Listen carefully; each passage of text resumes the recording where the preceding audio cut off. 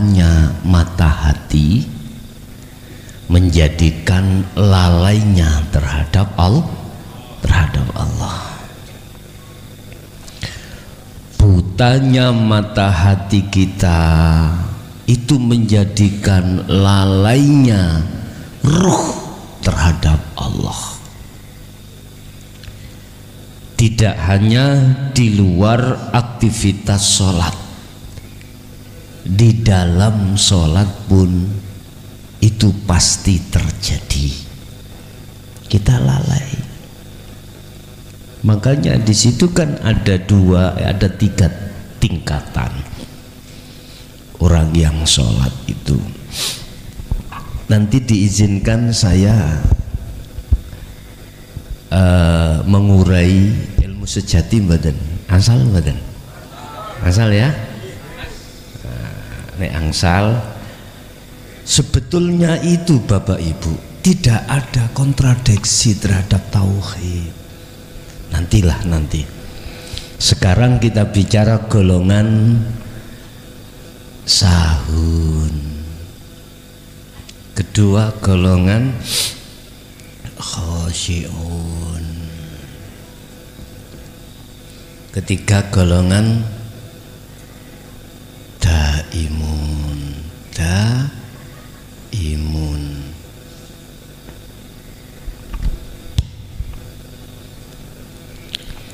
Apabila mata hati kita itu masih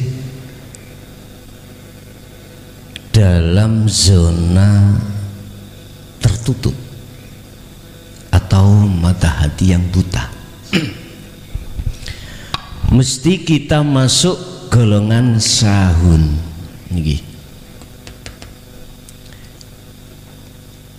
Jangankan di luar sholat, di dalam sholat, alladzina hum fi sholatihim sahun. Sahun itu lalai pada Allah. Mestinya umat manusia, khususnya umat Islam, menjadikan satu pertanyaan besar dalam kehidupannya ketika saat sholat, mengapa ruhaniyah saya lalai pada Allah? Mestinya, tapi saya lihat kok enjoy saja, tak ngerti ya? Mestinya lah, sebab Allah katakan di dalam Al-Quran, waqumu lillahi qanitin ay khashi'in. Bahasa saya, wajib kau khusyuk, tidak sunnah lagi, mestinya loh Pak. Apa akibat ketika saat ruhaniyah kita ainul basiroh itu buta? Apa akibatnya? Sesuai dengan judul, ruhaniyah kita pasti lalai pada Allah. Ingat, dalam diri manusia siapapun itu ada dua sifat Bapak Ibu. Pertama sifat basariyah, kedua sifat basiroh.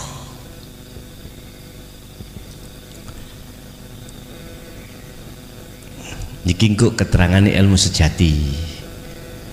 Basariyah ini Bapak Ibu menempatkan diri namanya nafsu nafsiyah. Yang kedua amarah, ketiga lawamah, keempat mutmainnah.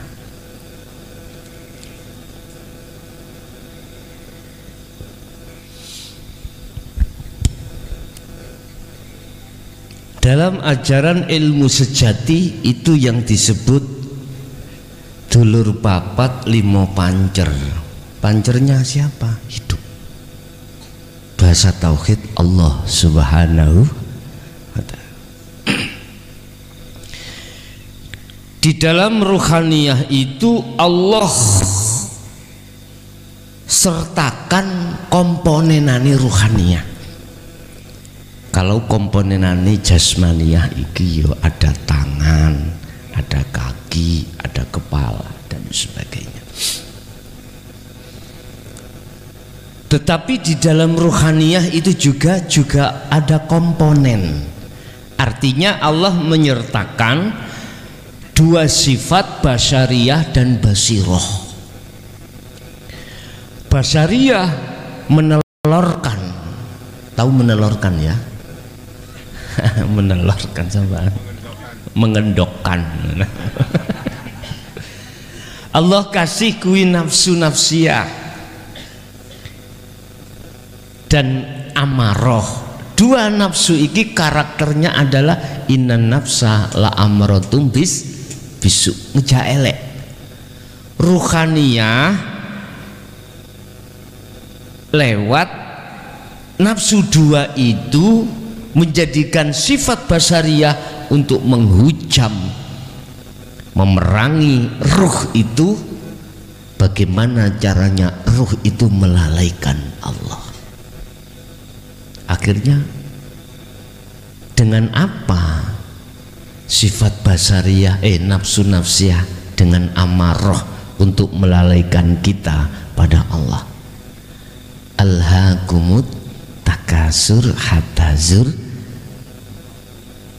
itu yang disebut kesenangan duniawi ya. Ditampilkanlah, dihadapkanlah kesenangan duniawiyah itu terhadap ruhaniyah kita. Akhirnya bercintalah kita ruhaniyah itu dengan hal itu. Ini cara nafsu untuk membutakan mata hati kita terhadap Allah. Ini caranya. Dan ini setiap diri kita manusia pasti ngalami hal ini, Bapak Ibu. Kapan itu mulainya? Ketika saat kita akil balik, tidak laki tidak perempuan. Bahkan ini lamanya kadang-kadang sampai umur 60. Kadang-kadang belum sadar aja. Nah, tapi ayatnya illa rohima rabbi lah gitu nih. Kecuali ada nafsu yang dirahmati. Mana tempatnya? Lawamah dan mutmainnah. Munculnya lawamah itu di tauhid la ilaha illa anta, merasa dirinya itu sudah mendolimi Allah dengan bentuk selalu hati kita itu nggak suka, protes tatkalanya takdir Allah yang kurang nyocoki. Contoh acara seperti ini ya jangan hujan lah gitu toh. Tapi dikasih hujan seperti kemarin saya ada di Sidoarjo, mulai awal sampai akhir ngaji hujan terus. Ketika saat selesai ngaji langsung terang loh. Iya Pak.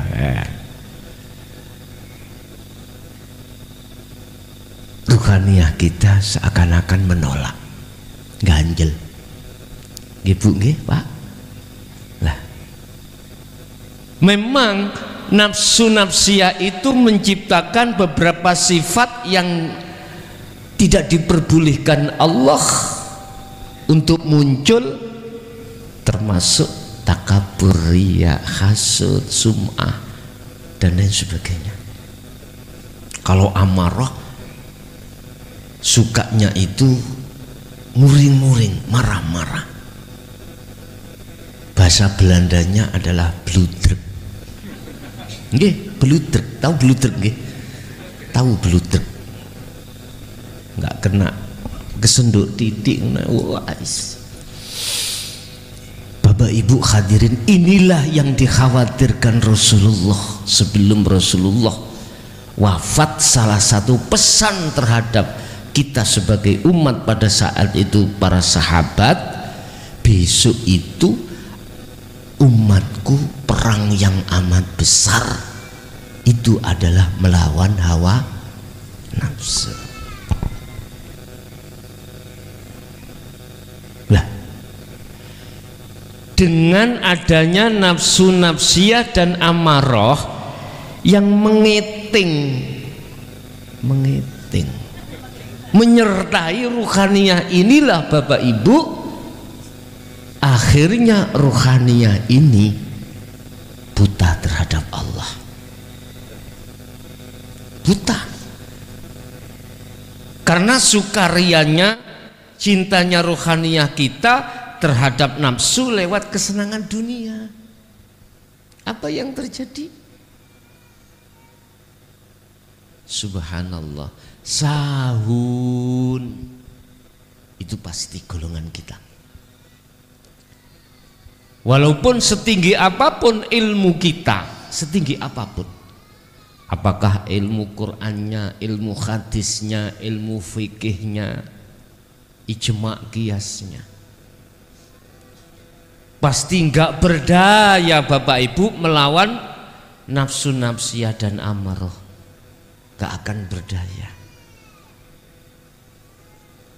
karena khatamallahu ala qulubihim, sudah tertutup hati ini. Subhanallah, ini fakta yang terjadi di tengah-tengah ruhaniyah kita.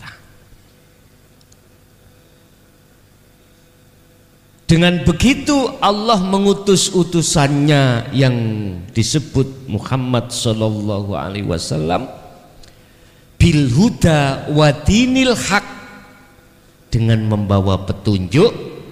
Dinil haq adalah aidinu tauhid, ini supaya ruhaniyah umat Islam itu lepas dari ketergantungan hawa nafsu. Akhirnya di situ muncullah pelajaran di dalam tauhid la ilaha illa anta. Anta dekat, sudah merasa dekat anta terhadap Allah. Nah, disitulah Pak, letak kita itu merasa zalim terhadap Allah, berbentuk selalu protes hati kita terhadap Allah lewat segala takdir yang tidak nyocoki miturut sifat basariah kita sebagai manusia. Shallu ala Nabi Muhammad. Rasulullah dawuh, kul in kuntum tuhibbunallaha fattabi'uni. Itu Rasulullah yang dawuh dari Allah, Al-Quran, cuman didawuhke Rasulullah. Apabila kau ingin keluar terbebaskan dari kepentingan hawa nafsu cintamu, apabila kau bisa melepaskan cinta ruhaniyahmu terhadap nafsu lewat kesenangan dunia, fattabi'uni, kata Rasulullah, ikuti aku. Ikuti aku, ikuti aku. Ikuti dari sisi mana kita? Sisi hakikat ma'rifatnya Rasulullah. Kita ikuti harus. Cuman selama ini pengajaran Rasulullah di dalam tauhid la ilaha illa anta wa ana, kayaknya ikut ditutup-tutupi, kayaknya. Mengapa ditutup-tutupi? Alasannya tanya Allah. Apa sebab? Padahal la ilaha illa anta akan melahirkan praktek bimbingannya di dalam dzikir sirul asrar, sedangkan la ilaha illa ana muncul prakteknya dzikir di fana'u dzikri.